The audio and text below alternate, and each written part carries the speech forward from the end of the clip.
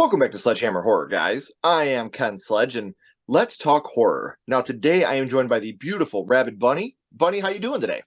Great. How are you? I am doing very well. This is so awesome to finally have you here, so we could finally do this. But before we get into what we're here for, I would like for the people that don't know you to get to know you a little bit.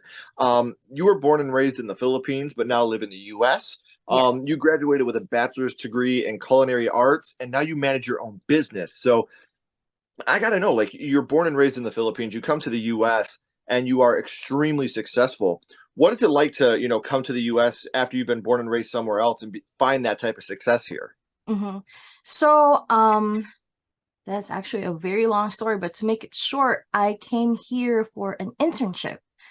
I was trying to finish my degree. I went to New York for a quick internship, and after that, doors just opened. And I actually moved here to be with my husband. I've been married for 8 years now, and my life here has been pretty fun so far. Although I miss my life in the Philippines, living here is very different. Oh, I bet. With the culture changes, just how the way people live here. And number one thing that's very different is the weather. The weather here in Chicago is very different in the Philippines. I wouldn't say I miss the hot weather in the Philippines. I like being cold right now. And I'm actually going home for the holidays on December, so I'm not looking forward to the hot weather. So Well, at least you get to go home and be with family again for a little bit. yes. And, Uh-huh. Chicago, I'm in Detroit, so I'm not too far away from you, so I understand the weather. It's a little bit windier where you are, but Yeah. I definitely understand the crazy weather. Um, Mhm. Now, like I said, you own your own business. You've got your bachelor's degree, but you also are a very huge horror collector, and you share your journey and collections through Instagram and TikTok. Now, I have all of your links down in the description, but can you tell Mhm. people a little bit about what you do on Instagram and TikTok to promote your horror collection? I actually started collecting mainly Funko Pops back in 2019. I wanted to really stick to just horror because one thing that Funko collectors do, big mistake, is to collect pretty much anything. And after a few months, your collection blows up to 500. And it's Hmm. crazy. So I had to make the decision to stick to horror, and that has turned out very successful for me because in return, I was able to meet other horror icons and actually got my other collection signed, as you can see here, right Yeah. here. And then on top of that, I actually started branching out to horror busts, horror dolls, props. I mean, it's been a very crazy adventure, but I absolutely love it. And that's mainly the reason why, I share my collection on Instagram. I started TikTok just a little while ago. I'm trying to grow that, and hopefully, with my content, I can make people really enjoy horror in a, in a different level. Well, and that's the most important thing because we're all horror fans and we love the genre so much that we go out and we do these things. And like you Yes. said, you got the one-to-one scale dolls now, and like that to me is super awesome. And Funko Pops is something that, like you said, every collector has their thing with it. What made you Mhm. decide to go after Funko Pops? What was the thing that said, you know what, this is what I want to collect. This is what I want to start my collection on. It's actually a funny story because I was on vacation with my husband in Wisconsin, and we just saw this store, like a collectible store that sells Funko Pops. And I've always been very interested to like see them in person and actually touch them and see how big they were. And one of my favorite video games, I play video games as well. One of my favorite video games is BioShock. And Hmm. I saw BioShock, and they had this figure, Big Daddy, and I'm like, you know what? I have to take him home. And after that, I just started browsing on eBay, online, and that's where the addiction started kicking in. And I'm like, Right. "What? I want to get into horror Funko Pops because they actually look really cool. The molds and the design that they made for Funko, they're really nice." So Yeah. I started with two, I started with five, and then I have 300 now. And it's amazing because, like I said, as horror collectors, I think we all have our niche, like that Yes. one thing that we like more than others. Some people it's physical media, whether it be your Hmm. DVDs, Blu-rays, 4Ks. Some people it's the Funko Pop. Some people it's the NECA figures. Uh-huh. So I just love watching all these, even though they're all horror related. We all go through different things that we collect, and I think it's amazing to watch these collections come into fruition. So, Yes. um, now, in order for you to be such a big fan of horror Funko Pops and have such an amazing collection like you do have, horror had to start for you somewhere, Bunny. So now Yes. I would like to go back to the past and talk about what it was that got you started in the horror genre, your first horror movie. And Hmm. Bunny, the first horror movie that you watched was? Child's Play. So yeah, Yeah. Child's Play, it's very special to me. I would say that for some people, it would be crazy to let children watch horror movies, especially now. But my mom was very different. She was very supportive of my, interest to watch horror movies. And I really remember this very clearly. Child's Play was my first movie. And I believe I was around age 5 to 6. And, with all the kills, all the blood, all the goriness, you wouldn't expect a child to watch it, but for me, it was just like, wow, this is crazy. And I guess I was just a very different child, when I was young, and that really interested me. And some other kids, if you ask them, oh, have you seen Chucky when you were a child? And you're like, yeah, that really scared me. That really, made me fear dolls. But in my case, that kind of like opened the door for me and like, oh, this is a possibility because you're a child, your imagination runs wild and you're like, what if Chucky is real? What if all Right. the toys are alive? All of these crazy possibilities. So I'm like, oh, this is really fun for me. And I've been very vocal. Anybody that knows me or knows the channel knows Child's Play is my favorite franchise. I'm a huge fan of the Child's Play franchise. Mhm. It's definitely molded me and made me who I am today. In my opinion, it's the strongest horror franchise. Yes. It's right up there with Evil Dead, Saw, and Scream as just the most consistently well-made movies. Each movie has their ones that are lesser than the other, but when it comes to the best franchises, in my opinion, those are the best four. Child's Play will always be special to me. It will always be my number one. There's just something about that little bastard doll that I just cannot get enough of. I love him so much. So, we know that you were a young lady the first time that you had seen it, and you watched it with your mom for the first time, which is something else I've stressed a lot on here. I Mhm. don't think letting children watch horror is a bad thing, as long as you get education to go along with it. It's just like anything else. You have to be responsible. You have to educate your kids the difference between right and wrong. And if you do that the right way, I feel like if you let your children watch horror at a young age, it actually grounds them in reality. It teaches them the difference between fantasy and reality, fact and fiction. And you can do it and teach them this isn't real, this is fake. And they start to learn the differences between those things. And I'm no psychiatrist, but that's just my humble opinion. So, Clearly. Child's Play is a movie that is still to this day so iconic. But Yeah. which scene would you say it was that affected you the most, Bunny?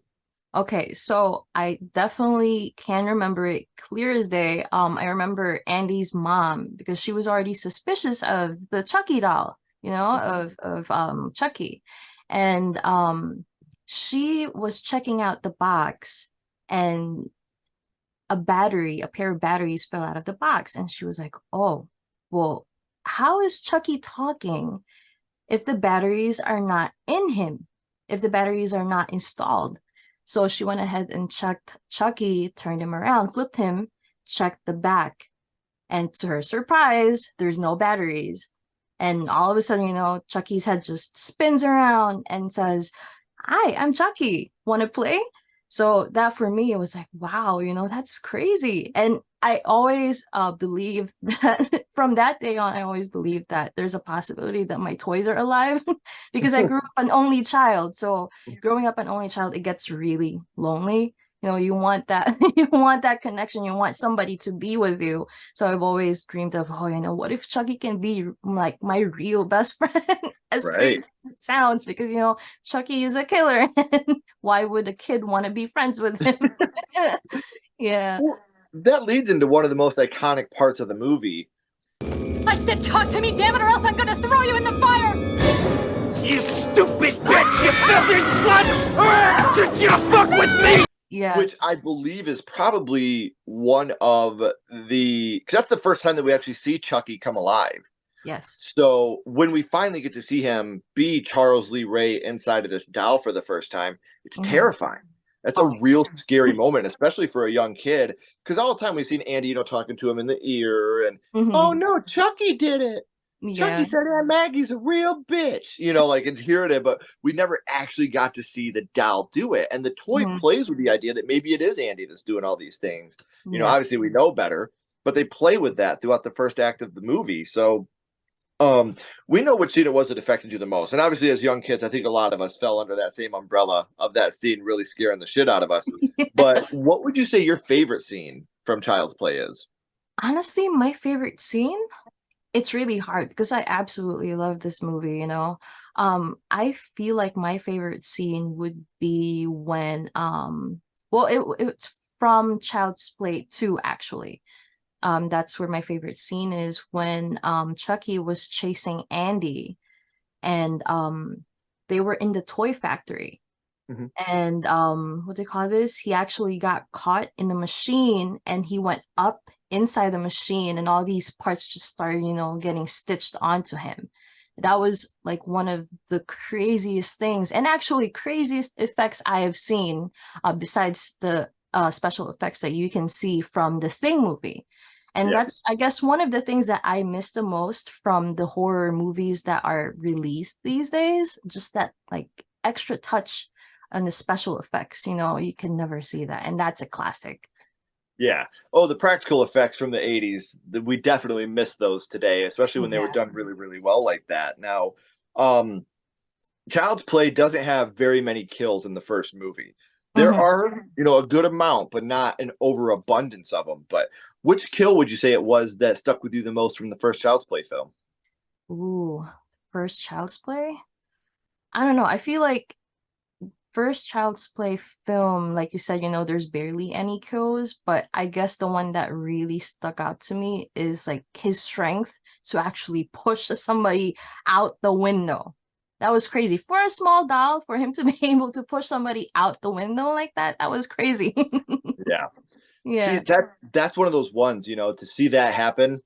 And then for me, John, the voodoo guy, when Chucky's breaking the doll, like I wish we would have got more of that voodoo doll type imagery throughout the rest of the films because I really do like him breaking apart the John voodoo doll. So, Child's Play is part of a huge franchise now. It's still going Yes. today with the TV series, but Mhm. when we talk about franchises, I always ask: Is the first one your first horror movie? Is that your favorite in the franchise, or do you have another one that's more your style in this franchise? So from this franchise, I would say that Bride of Chucky is my absolute favorite. The Yeah. addition of Tiffany was just a cherry on top of Mhm. this franchise. She was just an amazing character, a very, very special and very unique character, and I absolutely love her. Me too. Yeah. Um, Huge fan of Bride of Chucky. And like you said, a bride makes everything better. So I've Yes. always been in the opinion that I've always loved Bride of Chucky. I love how it went meta. It came out right in the Scream craze, Mhm. so you got a lot of that meta moments in it. Yeah. Now the remakes treatment has happened to Child's Play. Remakes, requel, sequels, kind of all the rage. Did Mhm. you see Child's Play 2019? And if so, are you a fan of that film?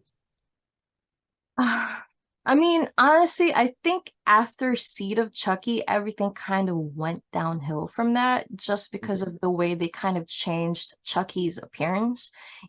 From first three Child's Play movies, his face was just extremely terrifying. He Yeah, was really scary. But after Seed of Chucky, they kind of changed him a little bit. The hair, the face, the expressions, the movements, very different. So I wouldn't say I don't like it, but I do not enjoy it as much. And Mhm. on top of that, with the TV series coming out, he's a very completely different doll. Right. So maybe, the classic is a whole different level than, the new ones, but they're Mhm. still very enjoyable. Right, and I'm a big fan of all of them. I did like the remake, and I love the TV series. Mm-hmm. I thought season one was fantastic. Season two was very good. and now season 3 so far has blown me away with how good it is. So I'm very excited to see where we continue to go on this journey of the Chucky TV series. Just keep it going forever. We don't ever got to get rid of Chucky. That's just something Yeah, that I know. keep him around for as long as we can. Mhm. So, Bunny, we know how horror started for you, but now here for a second, I want to throw you a little bit of a curveball. My little buddy Ghostface is here, and he has a question for you. What's Oh, your favorite scary movie, Bunny? What is your favorite horror movie of all time? favorite horror movie of all time. I wouldn't really say it's a scary movie, but then it is under the category. And I absolutely love this one just because of how colorful and how fun it is. Definitely Killer Clowns from Outer Space is my favorite. Definitely a horror film. You Yes. got alien clowns coming down and Yeah. killing people. Like you can't take away from how great that movie is. And Yeah. I'm glad it's becoming a cult classic. I'm glad that people are going back and revisiting it, and Spirit Halloween's promoting it. We're getting all these Yes. amazing things. And John Massari, the guy that did the score, is just a gem Mhm. of a human being. And seeing all the amazing things that have come because of Killer Clowns is just so amazing. And in fact, I just recently learned. Um, I don't know if you've ever seen the movie Ernest Scared Stupid. Have you ever seen that? No, no. The trolls in that movie are just the puppets from Killer Clowns with different makeup and stuff on them. Oh, wow. And when you look at it now, you can totally see it. But I Uh, never knew that. They're just rebranded puppets from the Killer Clowns movie. And I think that's absolutely amazing for them to go that route with it. So, yeah. well, Bunny, I've had an amazing time talking to you about Child's Play, talking to you about Killer Clowns from Outer Space, which, again, one of the most underrated horror comedies of Yes. all time. But before I let you go, we always bounce back to Child's Play. And what I want to do here is rank this movie on a skull count. Now, Okay. Bunny, we're not ranking this movie on acting, production, score, direction, nothing like that. Hmm. All we're doing is ranking Child's Play on how much it affected you on your first viewing. So 0 skulls being not effective, 5 being extremely effective. You can use half and quarter skulls anywhere in the middle. Hmm. Bunny, what would your ranking of Child's Play be? Definitely a solid 5 for me. I absolutely love Chucky. I feel like watching him at a very young age really molded me to where I'm at right now. And as you can Mhm. see, I have a lot of Chuckies here behind me. I absolutely love him. And I know what they call this, the TV series are still going on. I really do enjoy it. Although like I said, I pointed out that his face is kind of different now. But evolution, we gotta change up things a little bit, mix it up, twist it up. But I really wish the best for a TV series because all the kills are really crazy. And I Yes. absolutely love that. And I actually just went to Orlando for Halloween Horror Nights and we went through the Chucky house and it was amazing. It was a really great experience. But yeah, for me, it's a solid 5 for sure. And I got, this is a movie. Personally, my favorite in the franchise is always going to be everybody else's least favorite, and that's Child's Play 3. I Okay. absolutely love Child's Play 3. It has and always will be my favorite in this franchise. And I agree with you. Sometimes things grow and evolve, and sometimes it's not to our liking, but man, there's just something about this TV show that just keeps pulling me back in every single episode. I love it so much. So, As long as I, we I still have Chucky for the next few years to come, I'll be right. really happy with that. Right. Keep giving me Chucky and Tiffany, Jennifer Tilly. I'm happy as hell. I'm happy as a clam. So I know I said it at the beginning, guys, but we're at the end of the third act. The credits are about to roll and the curtain's about to drop. But before that happens, make sure you're following Rabid Bunny on all the social media links. They're down in the description. Make sure you're following on TikTok, Instagram, everything. So you can see up to date with her collection and all the amazing things she's going to be getting us in the future. Bunny, please don't go anywhere. I got a couple more questions for you. Everyone else, if you haven't already, please like and subscribe. It really helps the channel more than you know. And follow Sledgehammer Horror on social media. All our links are in the description as well. But until next time, keep talking horror, stay what you are, and we'll see you guys soon.